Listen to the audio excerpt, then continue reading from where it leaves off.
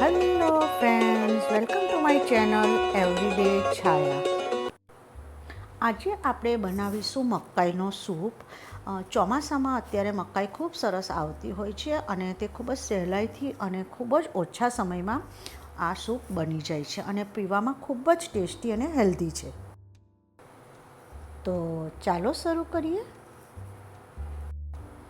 તો આ માટે આપણે થોડી સામગ્રીની તૈયારી કરી લઈએ. તો આ માટે મેં એક મોટો વાડકો ભરીને મકાઈના દાણા લઈ લીધા છે અને મેં એક લીલી ડુંગળી, એક નાનું કેપ્સિકમ, એક ગાજર, 4-5 એવી ફણસી અને એક આદુનો ટુકડો તથા એક એવું મોડું મરચું અને 2 લસણની કળીઓ લઈ લીધી છે.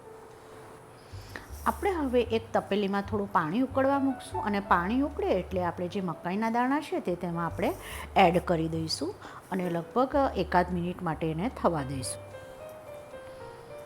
આપણા મકાઈના દાણા લગભગ 1-8 મિનિટમાં થઈ જવા આવ્યા છે. તો આપણે એને એક કાણાવાળા બાઉલમાં એને નિતારી લઈશું, જેથી આપણા દાણા વધારે પડતા બફાઈ ન જાય. દાણાને બાફવાથી મકાઈના દાણા ફૂલી જશે અને તેનો ટેક્સચર ખૂબ સરસ આવશે. હવે આપણે જે બધા વેજીટેબલ કાઢીને રાખ્યા હતા તે આપણે ઝીણા ઝીણા એને ચોપ કરી લઈશું અને જે લીલી ડુંગળી હતી તેનો આગળનો જે વ્હાઈટ પોર્શન અને ગ્રીન પોર્શન એ બંને પોર્શનને આપણે જુદા જુદા સમારીશું. આપણે હવે જે મકાઈના દાણા બાફ્યા હતા તે થોડા ઠંડા થઈ ગયા છે, તો આપણે એમાંથી અડધા મકાઈના દાણા લઈ અને એને ગ્રાઇન્ડર જારમાં એકદમ થોડું પાણી એવું ઉમેરી અને આપણે એને એકદમ ફાઇન એવી એની પેસ્ટ કરી લઈશું. આપણે હવે એક કઢાઈમાં થોડું એવું 1 ચમચી જેટલું બટર ઉમેરીશું. તમે એમાં તેલનો ઉપયોગ પણ કરી શકો.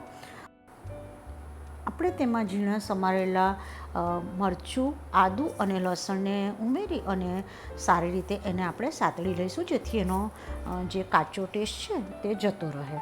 અને પછી હવે આપણે એમાં જે ગ્રીન ડુંગળીનો વ્હાઈટવાળું પોર્શન, ફણસી અને કેપ્સિકમ તથા ગાજર ઉમેરી એને સારી રીતે સાતળી લઈશું. એને આપણે એકદમ ગળાવી નથી દેવાના અને આપણે એને થોડું હાઈ ફ્લેમ પર સાતળી અને એમાં આપણે જે મકાઈના દાણાની પેસ્ટ કરી છે તે આપણે ઉમેરી લઈશું અને એમાં આપણે પાણી એડ કરી દઈશું અને આપણે એને સારી રીતે હલાવી લઈશું. મેં જે બાઉલ હતો તેમાં પણ થોડું પાણી ઉમેરી અને એમાં પાણી ઉમેરી લીધું છે. આપણે એને હાઈ ફ્લેમ પર લગભગ 1 થી 2 મિનિટ માટે ઉકળવા દઈશું. આપણે જે બધા વેજીટેબલ એમાં ઉમેર્યા છે તેનો આપણે થોડો ક્રન્ચી ટેસ્ટ રાખવાનો છે. એને આપણે બહુ નથી ગળાવવાના અને આવી રીતે ઉકળશે એટલે ઉપર આવી રીતે જે મકાઈના દાણાનું લેયર આવશે તે આપણે કાઢી લઈશું બીજા વાસણમાં, જેથી આપણો સૂપ એકદમ ક્લિયર થઈ જશે અને કલર પણ સરસ આવશે.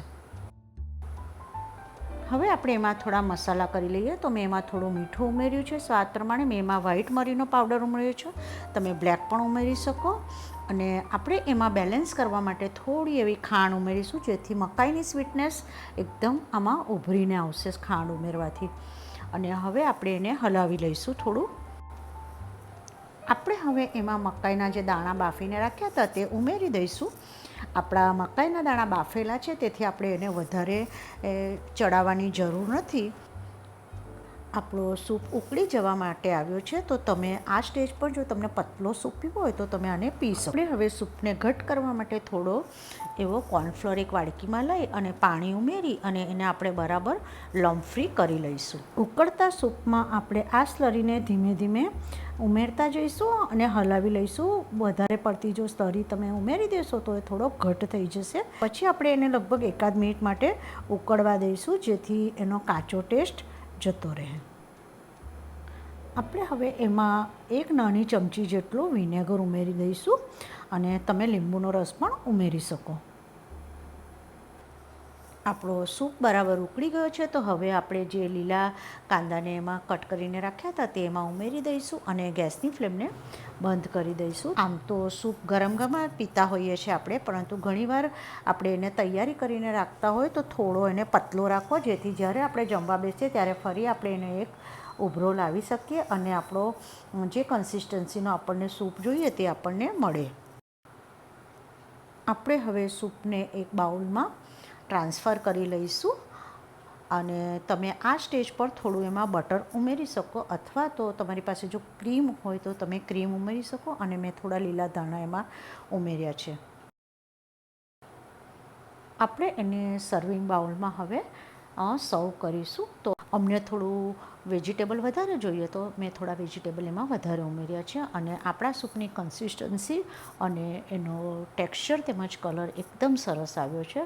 તો તમે ગરમ ગરમ એને કોઈ સ્ટાર્ટર સાથે કે તમને જે પસંદ હોય તેની જોડે તમે એન્જોય કરી શકો.